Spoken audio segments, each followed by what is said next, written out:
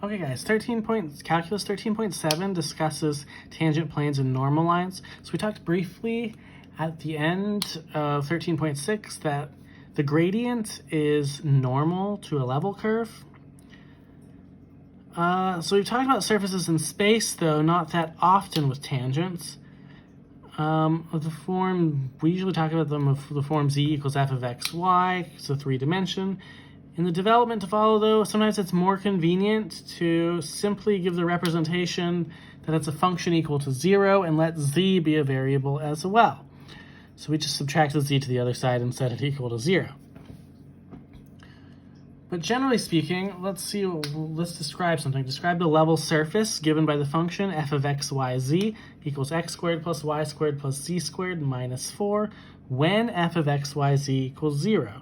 So it takes away the last thing there by saying it's equal to 0. So what happens when it's equal to 0? Then the 4 can move over. So this would really be, I think, a sphere of radius 2. Going outward in every direction. But anyway, normal lines, generally speaking, which like the gradient is to the level curves, are equally important in analyzing surfaces and solids. People use this in billiards all the time.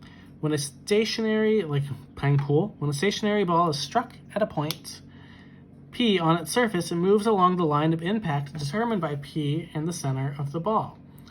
If you hit it straight on, all of its momentum for the cue ball tends to go into the ball that you hit because all of its force is transferred into the other ball. But what happens if you shoot a pool ball and hit another one at an angle? The impact both sends the stationary ball in one direction and the cue ball kind of goes in an equal and opposite direction, but the sum of those two vectors of movement is equal to the impact vector's original strength. So, in the process of finding a normal line to a surface, you're also able to solve the problem of finding a tangent plane to the surface. In 3 dimensions, you don't just have a tangent line anymore.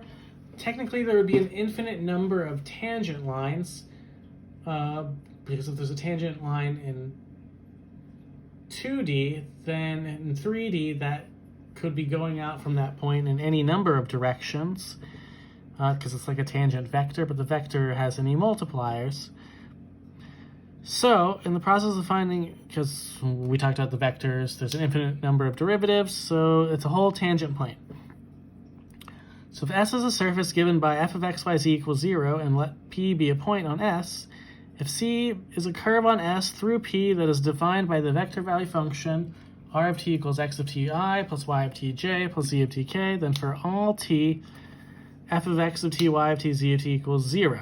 If f is differentiable and all of those partial derivatives exist, then it follows by the chain rule that f prime of t equals the x partial derivative at that point times x prime of t plus the y partial derivative times the y prime of t and z partial derivative times z prime of t. Now, at x equals naught, y naught, z naught, this is the equivalent vector form is the gradient of f in 3 variables, the dot product of that with the derivative of the function r. Just by looking at this, separating it into its components, we have the 3 partial derivatives, and then we have the 3 derivatives, which are the component derivatives of our vectored value function. This result means that the gradient at P is orthogonal to the tangent vector of every curve on S through P. So all tangent lines on S line a plane that is normal to the gradient and contains P as shown to the right. So what does this all mean? Let's define the tangent plane in normal lines. F be differentiable at the point P, which has an x naught, y naught, and z naught component on the surface S, given by f of x, y, z equals 0, such that the gradient is not 0, of course. The plane through P that is normal to the gradient is called the tangent plane to S at P. The line through P having the direction of the gradient is called the normal line to S at P. So the normal line and the tangent plane go together. So to find an equation for the tangent plane to S at a point, let x, y, z be an arbitrary point in the tangent plane. The vector to the right lies in the tangent plane. Because the gradient is normal to the tangent plane, it must be orthogonal to every vector in the tangent plane, and you have the gradient, the dot product of the gradient and the vector equals 0. So we have this v equals x minus x naught I plus y minus y naught j plus z minus z naught k. So here's a theorem to kind of wrap it all nicely in a bow. If f is differentiable at the point, then an equation of the tangent plane to the surface given by f of x, y, z equals 0 at x naught, y naught, z naught is the x partial derivative times x minus x naught plus the y partial derivative times y minus y naught plus the z partial derivative times z minus z naught equals 0. So let's use this. Find an equation for the tangent plane to the hyperboloid defined by z squared minus 2x squared minus 2y squared equals 12 at the point 1, negative 1, 4. Okay, first things first.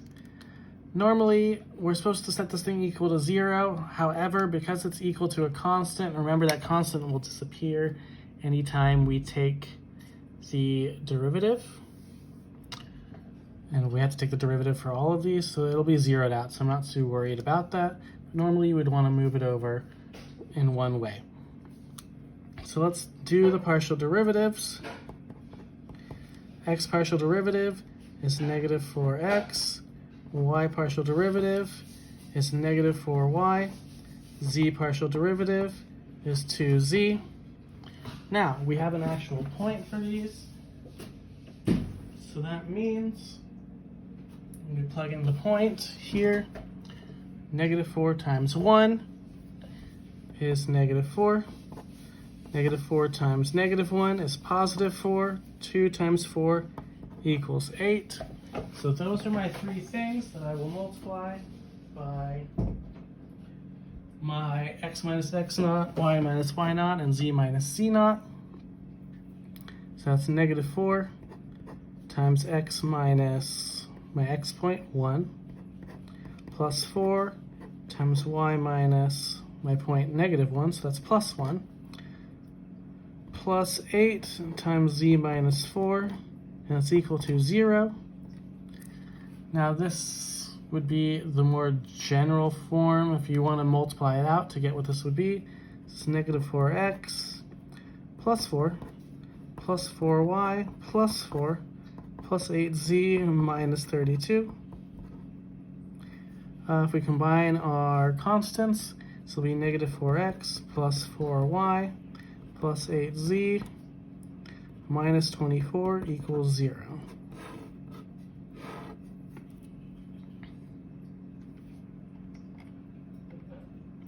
And we will do more in the next video.